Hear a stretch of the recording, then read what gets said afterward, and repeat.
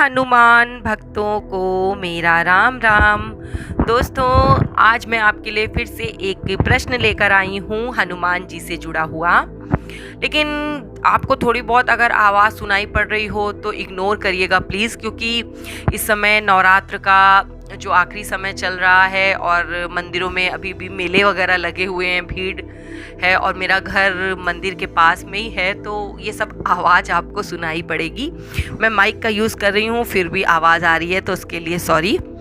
दोस्तों, आज का मेरा प्रश्न ये है कि आप अगर बालाजी मंदिर गए हैं तो आपने वहाँ 3 प्रधान देवताओं के विषय में सुना होगा।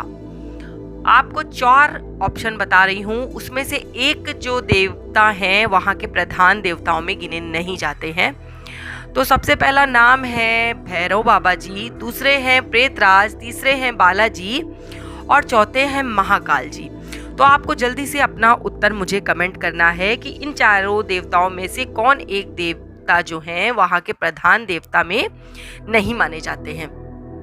और पिछली बार जो मैंने प्रश्न पूछा था उसका सही आंसर जानने के लिए और लोगों का नाम जानने के लिए देखते रहिएगा इस वीडियो को लास्ट तक।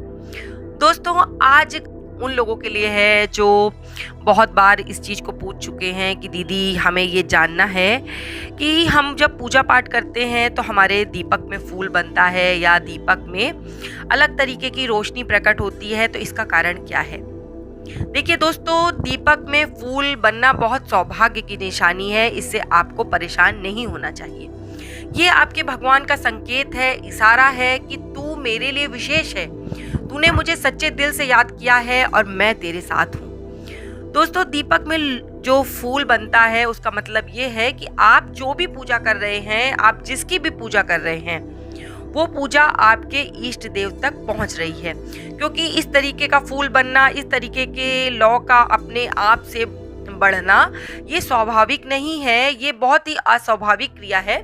मेरे घर में भी दोस्तों एक बार ऐसा हुआ था कि सुंदरकांड का पाठ हो रहा था और मैंने सोचा कि जितना घी मैं हर बार मंगाती हूँ उससे थोड़ा सा कम मंगाती हूँ, क्योंकि हर बार घी बच जाता था, तो मैंने थोड़ा सा कम मंगाया और भगवान ने मेरी परीक्षा लेना शुरू कर दिया। उस समय दीपक की लौ ऐसे जल रही थी कि सारे लोग जो बैठे थे वो देख के आश्चर्यचकित हो रहे थे। ऐसे लग रहा था कि स्वयं उसमें बाबा आकर बैठ गए हैं। बहुत ऊंची ऊंची लपट थी, जबकि दीपक मेरा बहुत छोटा सा था और मैं जितना घी उसमें मंगा कर रखी थी वो सब खत्म हो गया। उसके अलावा एक्स्ट्रा भी मुझे मंगाना पड़ा। तो मैंने इस चीज़ का खुद प्रत्यक्ष अनुभव किया है कि अगर आपके घर में दीपक में इस प्रकार की लौ उठती है या फूल बनता है तो उसका विशेष कारण जरूर होता है।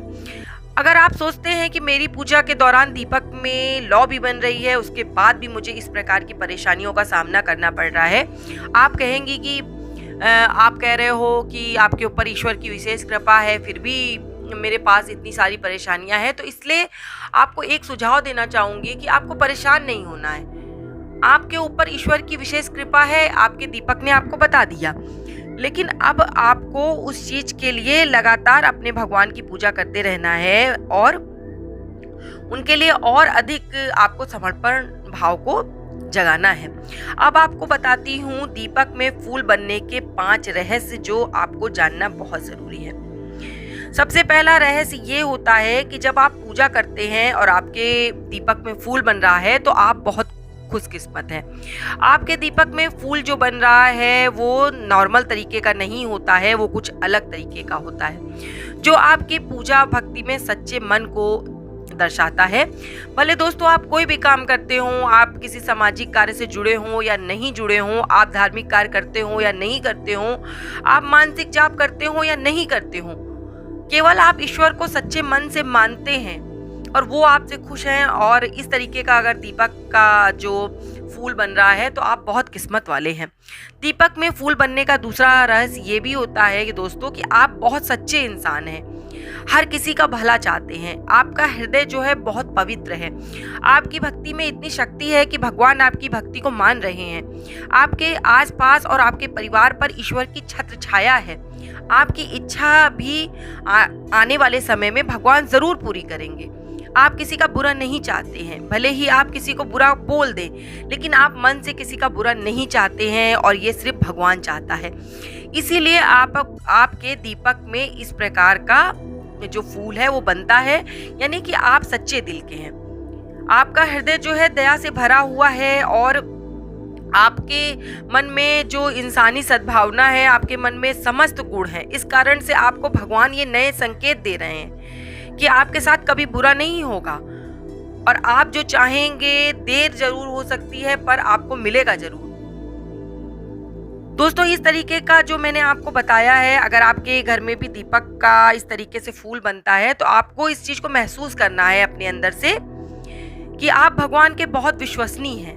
दोस्तों, ये जो भी आपको बातें बता रही हूँ मैं बुक से पढ़कर बता रही हूँ और उसमें ये लिखा हुआ है कि जिनके भी दीपक में इस प्रकार का लौ में फूल बनता है वो भगवान के बहुत प्यारे होते हैं, दिल के सच्चे होते हैं और दूसरों की सेवा में तल्लीनता से कार्य करते हैं, कभी किसी का बुरा नहीं चाहते हैं। आपके दीपक में अगर फूल बन रहा है तो आप बेहद विश्वसनीय हैं, किसी का विश्वास नहीं तोड़ते, आप कभी भी किसी को दुख नहीं पहुंचाते, आपके ऊपर भरोसा किया जा सकता है।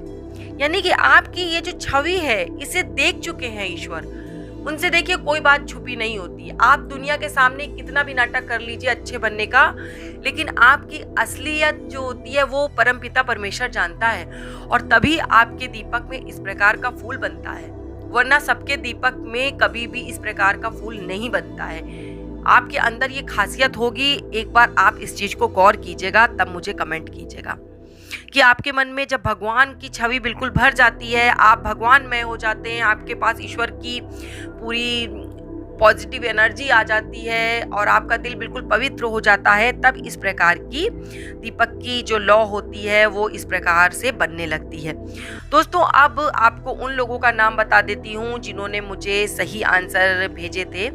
तो आंसर जिन्होंने भेजे थे उसमें से सही आंसर था भौमवार, यानी मंगलवार को हमारे बाबा का जन्म हुआ था। आज मैंने जिन लोगों का नाम सिलेक्ट किया है वो बिल्कुल अलग नाम है। मेरे जो पुराने भाई बहन हैं वो जल्दी से कमेंट कर देते हैं, लेकिन इस बार मैंने सोचा कि कुछ नए लोगों को मौका दे देती हूँ। तो सबसे पहला नाम लेना चाहूँगी राम प्रसाद जी का, दूसरा अनीता चौधरी जी, तीसरा चंदन कपूर जी, चौथा अमित शर्मा, पांचवा है रॉयल किंग, यही नाम से मुझे कमेंट आता है तो मैं उनका यही नाम शेयर कर दे रही हूँ, और प्रदीप साहू जी।